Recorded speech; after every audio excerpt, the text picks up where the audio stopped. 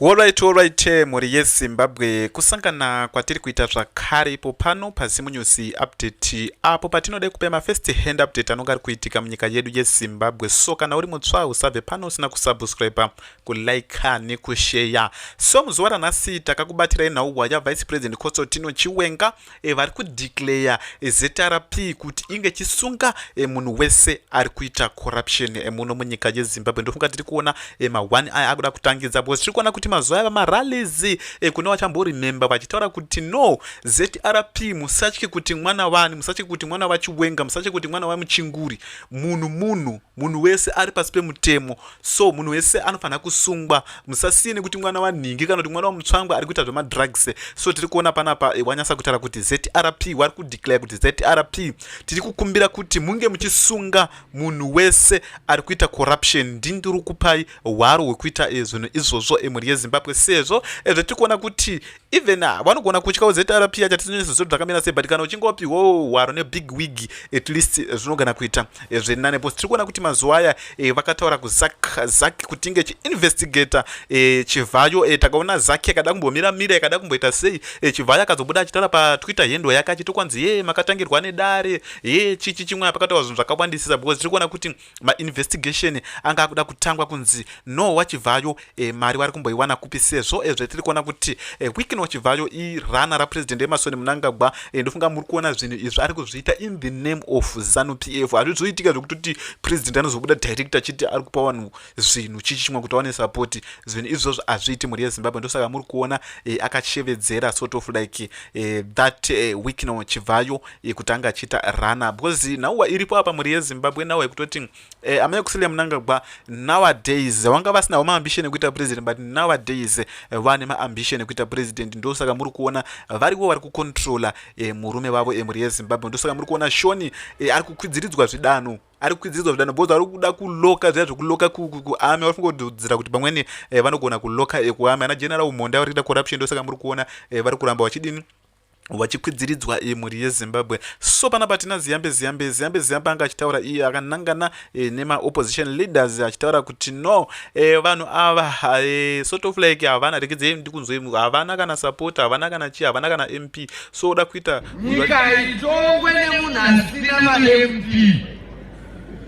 Saka vamuchaona vachiti toda kuenda kukoti, vamwe vacho vane nhoroono yekukwikwidza, asi asina kana MP kana wani waanogona kuisa mukwikwidzo dzacho kuti anga achikwikwidza.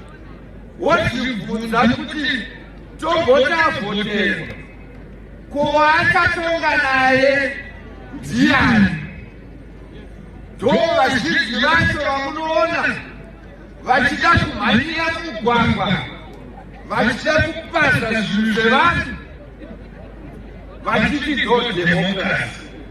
Isu tinoti pasi neunhu hwakadaro. Koita vamwe vasingagone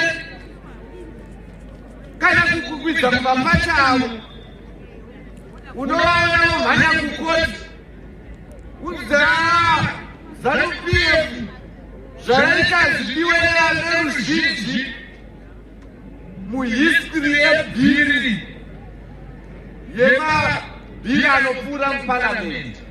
Cape 3 yakawana support kudarika any other bill rasati rambopfuura muparamendi. Asi muri yeZimbabwe sebe zvingotowana ziyambe ndo zvinhu zvaitowana mutsvangwa nezuzura chitotora kutoti kana United Nations checheyo, even African Union checheyo yakatokopa kubva kuZimbabwe muri yeZimbabwe achitoti Zimbabwe ndo nyika ine democracy ndiwa mutsvangwa idaro. So same zvingotowana vavo. So tiri kuona panapa kuti iwe wakavhoterwa nani, iye ziyambe akaluza kwana zvimbo. Tiri kuona na president Emerson Mnangagwa chaicho wakatoluza kunana Midlands kwavo muri yeZimbabwe. So tiri kuona panapa pakanyorwa kunzi tonight full broadcast of comrade Gangani Ajanga later It names the 13-man hit squad, confirms Mnangagwa authorized Brigadier General Chingon assassination briefed by Brigade Farm 13 March 2026. Every details muri yeZimbabwe tiri kuona ndi vachingono ava vakangoonekwa vakafa kuperazi kwavo. Chakavauraya chaizvo kana mapostmortem hapana chakabuda muri yeZimbabwe. Ndofunga muri kuvaona ava Herbert Chingono ndo pane mabrigadier akazoigwa ari 3 ava ndo paine one of that brigadier muri yeZimbabwe. Tiri kuona polisi iri kunetsana nemunhu uyu muri yeZimbabwe nenhaurwa yemabhaiki nechimwaya vari kuta kunetsana chaichokuira zvakanaka muri yeZimbabwe. So takuti tenze makomborede tinawo panapa tiri kuona panapa pakanyorwa kunzi as a retired Lieutenant General, I state with confidence that General Chiwenga's path to the presidency cannot be denied. History has its own discipline and leadership will ultimately follow the course that the nation already understands. Even those who resist it knows it. Tirikuona panapa tichazogona kuyana ma-retired generals. Ina chino neshamsa ma-retired generals vanga vari ma-current generals munana 2008 but now tirikuona zvina musangano weZANU-PF tinobhiliva ne-one center of power and the power rese riri pana president vaMnangagwa. pakaipa muri yeZimbabwe ndofunga muri kuona zvinhu zviri kuitika in ZANU-PF there is a center of power and all power rests in the hand of President ED Mnangagwa. This is clear message to those who tikuona message inokeri kuenda kuna vanhu vaya vanonga kuti VP Chiwenga vazodai so chichi chimwe. So tiri kuona vanhu vanonga vachidimikirana vachiita sei havasi kuudzana nemazita but gepi riripo vanonga vachidimikirana vachiudzana kuti zvinhu zvakamira sei. Zvinhu hazvinomira zvakanaka muno munyika yeZimbabwe. Tikungonyeperanawo zvoona kuti tavanhu kuti zvinhu zvakamira zvakanaka kana kuti zvinhu zvakadai so muri yeZimbabwe especially mubato reZANU-PF. You have to go like zigzag and then you get there after 2 days. Who is going to do business in that place? Nobody. Any serious business person who doesn't have time to waste is not going to do business in Harare because it's a remote place. Why is it a remote place? No one can fly to that place without going all over Asia and then you get to Harare. So this thing has got downstream effect. This is where the magic happens. And when you are planning an economy, this is where it happens. You don't make an economy out of adding columns and then you come up with 30,000 and then you say my company is going to make 1,000 where I am going to grow the Zim economy. No. You look at the multiplier effect. What is this thing going to cause? It's going to have a multiplier effect in the economy.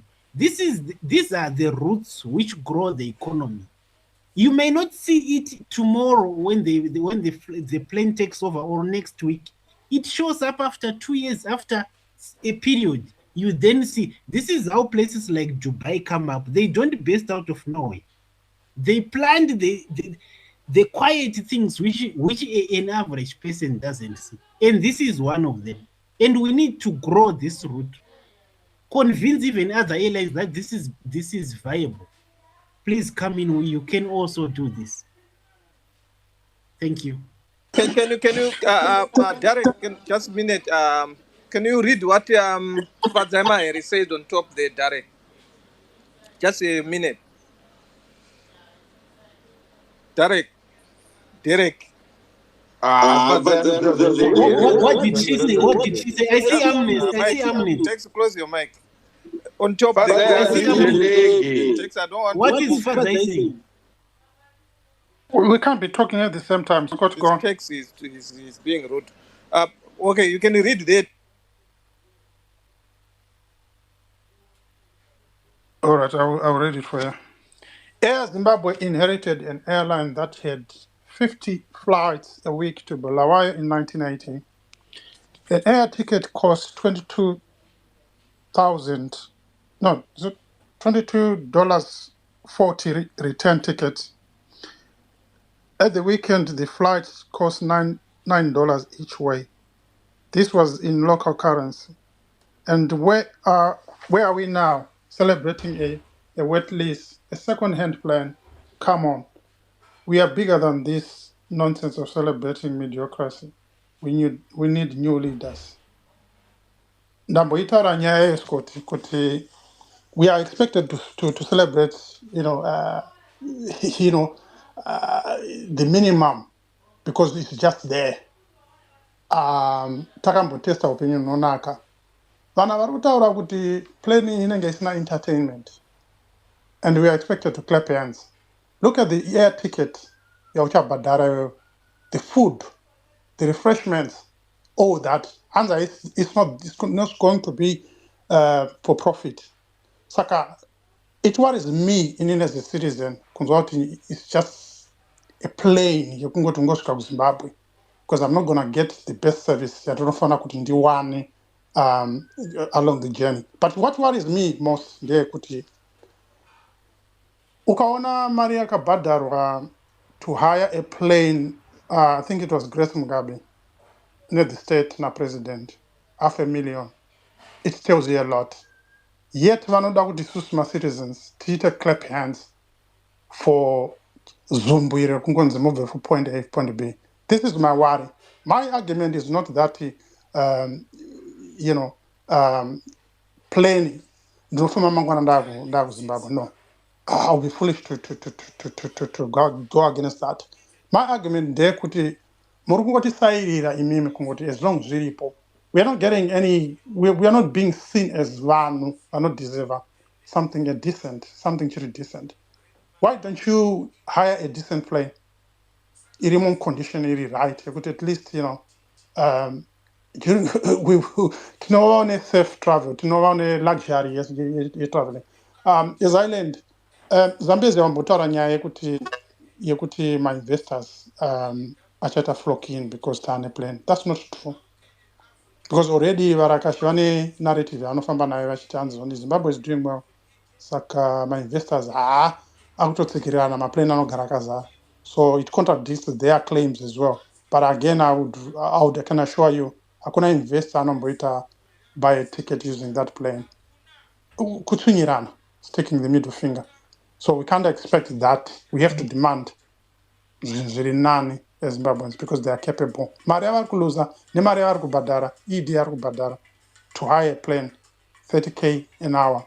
Yakawandisa yekuti if we save that money, we can have a decent service, not just kungotiita unge we are animals. I use my thanks. Maera asi kutaura here nyika yange iri Abo, let me answer Scott.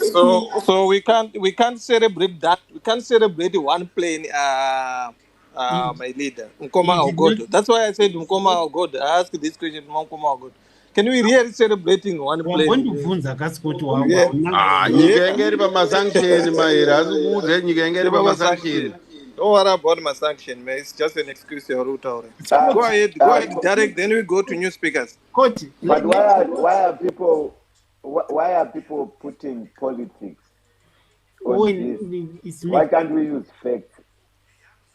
Why can't we look at it factually, business-wise? How is it going to help Zimbabwe? And then, this is the problem that we do as Zimbabwe. We put politics into business.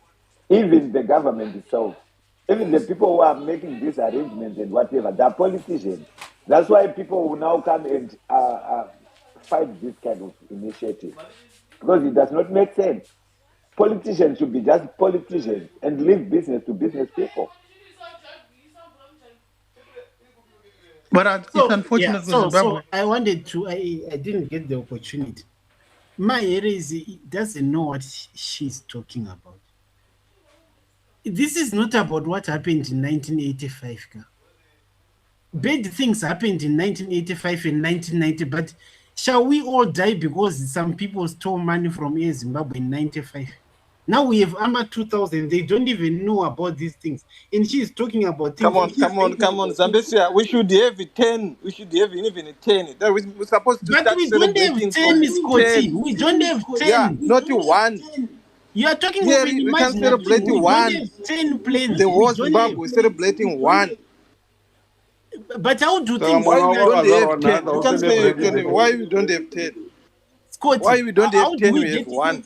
How do we get started? Do you want us to start with 10 planes to 10 planes to London? How would that be a business plan? Shall we supposed to start 10 planes long time ago, but we have corruption leaders. What Zambezi is saying. if this thing is done in good faith to resuscitate our flights, I think I will support it. But who is doing it is the question. Because takambona imwe ndege yaenda kuBedford hakuna kwayakaenda. Tikaona imwe train futi yaenda kwaMutare. Hapana chakaitika. Saka in this case, isn't it the same thing again? That's what I'm only worried about. Ndopane wari ipapo kuti chicha chinoshanda here uye mari haisi kuzobiwa here. Otherwise chinhu ngachitange ichi. Hatingatangi nendege 20 Scott.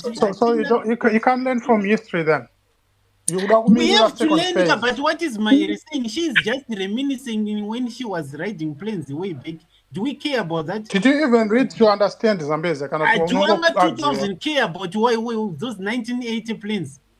We don't care about Another thing I just want to add on is to all the opposition. Anti isusu tiri tichabvisa vaMunangagwa. Pese opposition panapa tichavabvisa vaMunangagwa.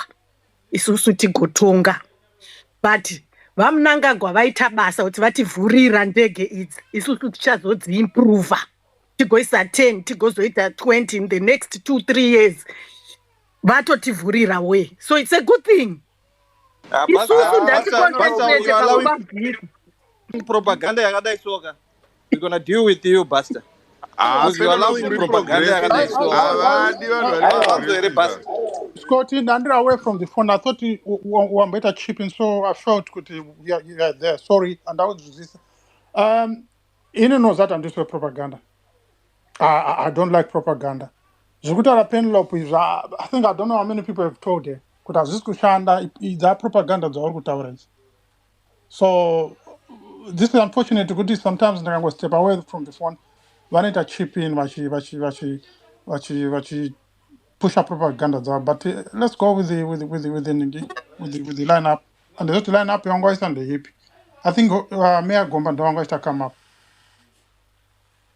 Penelope propaganda. Wait. Go on, Scotty. We need to push back the propaganda before power mwimu. Because that is kwaka. Zabira kuseni Owen. Ukangonzwa Penelope vakuti propaganda watora chokwadi. Okay, let me speak to Vadaida and Gubas. Whatever government is doing now, it's 3%. You understand? Penelope. They are not doing well. Sanyeberwi, Penelope. That's why yesterday you got to capture and I don't know what Chakurumura say. Visa more capturing. You understand, Penelope? His government is not doing well at all. It's 3%. They can take 1 instead of 2. You shama varamaika. Akakepshwa kupi uruti munhu akakepshwa toda kutonzwisisa. Basta donedza munhu. Hamudi kuzwa chokwadi Penelope akuudzai chokwadi basta mira usaita izvozvo. So let me go to Owen. Owen. This narrative yatoramba mazuva ese, propaganda yatinoramba mazuva ese. Ndege 1 zvekutaura maerezvo I agree with my ndege 1 here nyika yeZimbabwe taifanira kutowa 5 years ago or 10 years ago taitofanira kuva nendege dzisingawerengeke. You understand? Saka my excuse 3% ndio yatoitwa negovernment and we cannot celebrate that, to be quite honest with you. Over to you, Pastor. Kuponda nyika kusvika pa the whole cabinet kubuda kucelebrate one plane. Baba vamahere vanga vatori mucentral committee times yakadzara. Takaluza 15 billion along the way. Mascandals akaitika, no one mentioned kuti zvakatwa run down. Moda kuti ti expect kuti tiite clap hands for this one plane. And it's not making sense kuti UK SAS to travel. Maybe we get to a plane. It's not convenient for everyone. One plane. Come on, guys. Mayor Gomba Pindai. But Basta, just one point I want to clarify because Basta pane zvausirikutaura chokwadi. Iwo kufunga kuti UK ndiyo gando inotravela nendege kuvanhu vanobva kuna naAmsterdam vachizoconnecta mahabhu kaurutaura. Ndakutolenda chari. Msataure message at the same time. Atisina chatiri kurombonzo. ndandiri kuti inini ndichingolenda Double mute, I think. ndandiri kuti inini ndichilenda in 30 seconds. Iwo basta mafungiro ako iwo ari linear, usadero mukoma wangu. Ndege inomira paGatwick aingomiriri vanhu vari muUK chete ka. Inokwirwa nevanhu vari kubva kune dzimwe nzvimbo. It's a connecting hub. You have to look at it that way. Kuti unofunga kuti wewe ichamirira munhu anobva kuLiverpool chete. Even ukatenga tiketi rako uchibva kuLiverpool kune airport. Unobva kukwirira ikoko but destination yako inenge iri Harare. Part of your leg inonokwira muZimbabwe. Uenda kuZimbabwe. Handiri kuona. Saka kufunga kuti iwe unofanira kungoenda kuGatwick unokwira ndege. Izvo zvangowo zvako inini tisina mari.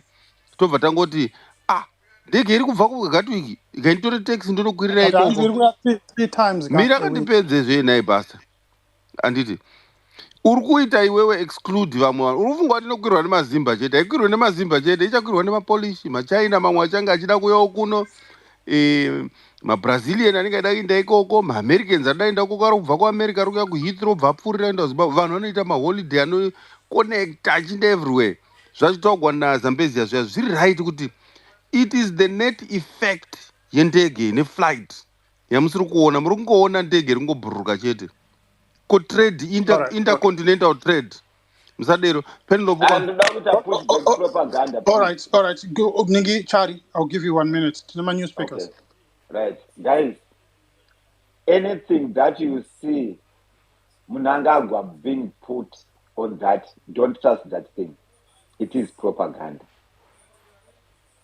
If people are talking of resuscitating Zimbabwean flights or Air Zimbabwe, and they put Mnangagwa's name, just know that this thing is not meant for anything. It is meant for damage control and to put his name up there. We don't need a Mnangagwa in an initiative like that. Why? Mnangagwa should be very far away from this initiative. Zambia should be far away from this initiative. That's why we have a fight now. Now we want to say Mnangagwa is doing good over one flight. Now we will revisit what he is capable of. He can even do better if his name is included, because he can afford to hire private jets 3 or 4 times a week if it is Mnangagwa's name. So why are you bringing Mnangagwa's name over such a small initiative that we know that he can even do better?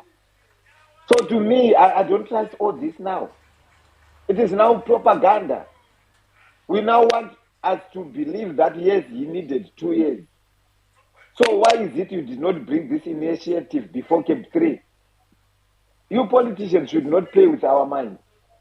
We are just defending an initiative here. Yet you know very well, Kuti, the reason why you are talking of this, you are trying to say Mnangagwa is capable. He's not capable. He's a failure. Yeah. He's not even anything to Zimbabwe. He has failed Zimbabwe dismally. Don't bring Mnangagwa into this thing. Yeah. You bring him, we bring him down. He's a big failure. Thanks, Chari. I'll give you another slot to my new speakers. So what are we going to do, ladies and gentlemen? We're going to have new speakers. Mabudi, are you there? All right. Admiral Elgodo, I'm going with the Blana Pinema Nogasum Zamoroko. Penlop. Padaro is still there. You come after Penlop, then Magneto. In that order, please. Admiral. Thanks, host. There's a lot of talk, chit chatter, and a lot of it is positive because a lot of Zimbabweans are, especially that travel between the UK and Zimbabwe, they're happy that they now have a direct flight. Wait, Chiwenga. On the other side, we do have negative sentiments that are coming from the other side. People who are always on the negative side, talking about, oh, it's an old plane, or it doesn't have my screens behind the seats. We don't even own it. We're leasing it. We're wet leasing it. Yes, we're cognizant of that. Zimbabwe does not own the Airbus. It is a lease. It is a wet lease. It will have makrok Spanish. umbokavhawo zvikaburi kanenge ari pahwindo kadiki kaya kuti ndege because basta akatenderedza achiita kunge fault line komuudza kuti chinoshandei Ndakazviona. ehe So ozondibvunza kuti chii chandakaita sako. aiwa ukasitenderedza kaburi ikako kati kwirai mega chirega uudzwe kuti ndekei. But host, okay. So yeah, the deal is struck. Auntie, we all know the challenges that Zimbabwe has a huge debt that it's struggling